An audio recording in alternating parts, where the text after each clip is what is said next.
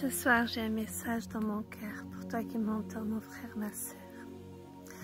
Ce soir, je veux te parler que l'ennemi se sert de tes faiblesses.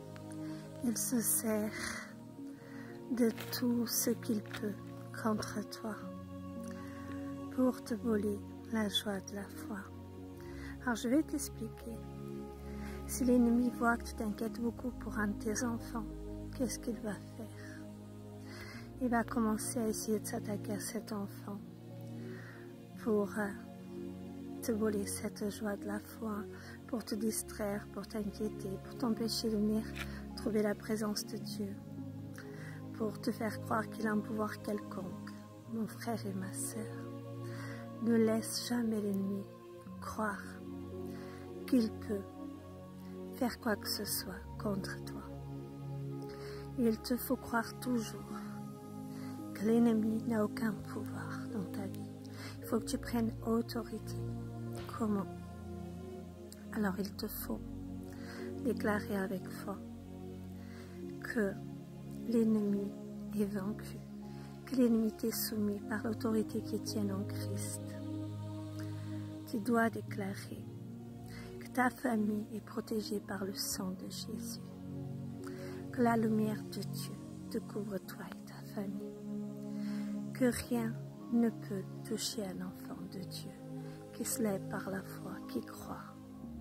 Quel qu'il soit le combat qui se lève contre toi, déclare qu'il est déjà vaincu dans le nom de Jésus. Mais surtout, ne laisse pas l'ennemi s'installer dans tes pensées. Ne le laisse pas te faire peur. Par exemple, quelqu'un qui a vaincu une maladie comme le cancer ou d'autres maladies graves, l'ennemi va vouloir faire peur pour que cette personne croie que ça va revenir. Et donc, il se sert des peurs pour essayer de trouver des portes pour pouvoir attaquer les frères et les sœurs. Mais sache que quand tu as ces peurs, déclare avec foi: je suis plus que vainqueur en Jésus-Christ, mon Seigneur et mon Sauveur. L'ennemi n'a aucun pouvoir sur ma vie. Mon Dieu m'a déjà guéri. Je n'ai pas à trembler, je n'ai pas à avoir peur, parce que celui qui est avec moi est plus grand que celui qui est contre moi. Et tu ne peux rien contre moi. Tu m'es soumis par ma foi. Tout simplement. Ne laisse pas l'ennemi te faire croire que cette maladie reviendra ou que ce problème que tu as vaincu reviendra. Surtout, crois jusqu'au bout. C'est ta foi qui croit. Appelle à la vie, appelle à la joie, appelle au bonheur, déclare les choses que tu veux dans ta vie. Proclame dans le nom de Jésus que tes enfants, quel que soit le problème, tu les déposes au Seigneur. Ce n'est pas mon problème, ce n'est pas mon fardeau. Mon Seigneur et Sauveur a dit dans sa parole, ce qu'il dit dans sa parole, il l'accomplit.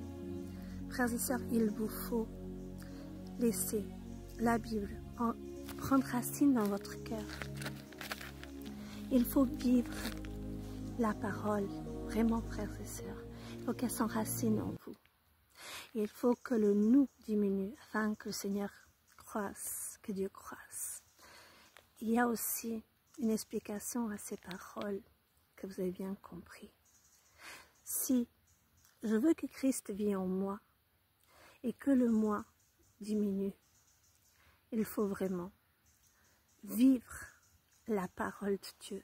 Et pour la vivre vraiment au fond de nous, dans notre cœur, comme pouvoir pardonner à ceux qui nous font du mal, frères et sœurs. Si j'aurais un jour cru vraiment que je pourrais pardonner des gens qui ont été si méchants avec moi, je vous aurais dit, humainement, c'est pas possible, non. Mais avec Dieu, tout est possible. Parce qu'aujourd'hui, oui, frères et sœurs, je prie pour mes ennemis. Je n'ai pas d'ennemis, mais je sais qu'il y a des personnes qui ne m'aiment pas. Hein. Les personnes, vous savez, malheureusement, quand nous sommes des personnes qui portons l'amour de Dieu, la lumière de Dieu en nous, ça gêne les ténèbres qui s'attaquent à ces personnes. Vous voyez, ce n'est pas ces personnes nos ennemis, mais ça gêne les ténèbres qui s'attaquent à eux. Et donc, quand nous prions pour ces personnes, elles sont délivrées. Et même nous-mêmes, nous nous délivrons.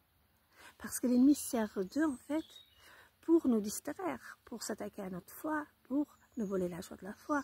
Mais si nous décidons de prier pour ces personnes, ben l'ennemi, il est vaincu parce qu'il ne peut plus les utiliser contre nous. Et il faut vraiment, frères et sœurs, que vous compreniez ça. Aujourd'hui, ma joie de la foi, elle est là. C'est qu'aujourd'hui, certes, parfois, il y a des montagnes qui se lèvent, mais je les regarde et je dis, tu es déjà vaincu au nom de Jésus, je te dépose, montagne au pied de la croix. Et Seigneur, je crois en toi. Je sais, Seigneur, que tu vas faire tomber cette montagne comme tu as déjà fait tomber toutes les autres. Et après, je déclare gloire, victoire à Jésus. Et je chante Alléluia. Je chante Alléluia. Dieu est plus grand que ces montagnes. J'ai la victoire dans le nom de Jésus-Christ. L'ennemi ne peut plus attrister notre vie. J'ai la victoire dans le nom de Jésus-Christ. Gloire à Dieu, frères et sœurs, soyez bénis au nom de Jésus et vivez cette joie de la foi. L'ennemi sait très bien que la foi sans joie n'est pas la foi. Je me comprends, je sais qu'il y a beaucoup de chrétiens qui ont la foi, mais qui ont perdu la joie de la foi. Mais pourquoi? Parce que l'ennemi s'est tellement attaqué qu'il les a attristés. Il vous faut demander au Seigneur ce don de la joie de la foi. Demandez-le. Demandez à Dieu de vous remplir de sa joie. Ça vous suffira pour gagner tous vos combats, quels qu'ils soient, maladie, autres. Soyez bénis au nom de Jésus. Gloire à Dieu.